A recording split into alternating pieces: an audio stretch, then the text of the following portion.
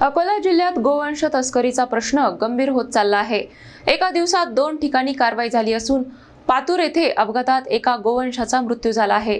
प्रशासनाच्या कारवाईवर प्रश्न उपस्थित होत आहेत। अकोला जिल्ह्यात गोवंश तस्करीच्या घटनांनी पुन्हा एकदा चिंताजनक स्वरूप धारण केले आहे। मंगळवारी घडलेल्या 2 वेगवेगळ्या घटनांनी प्रशासनासमोर मोठे आव्हान उभे केले आहे। पातूर पोलीस स्टेशन हद्दीतील नांदखेड फाट्याजवळ भरधाव वेगाने गोवंश वाहतूक करणाऱ्या टाटा कंपनीच्या वाहनाचा अपघात झाला। या अपघातात एका गोवंशाचा मृत्यू झाला असून 4 ते 5 गोवंश जखमी झाले आहेत। जखमी जनावरांना तातडीने गोरक्षण संस्थेत हलविण्यात आले आहे। अपघातानंतर चालक आणि साथीदार फरार झाल्याने पोलिसांनी शोध मोहीम सुरू केली आहे।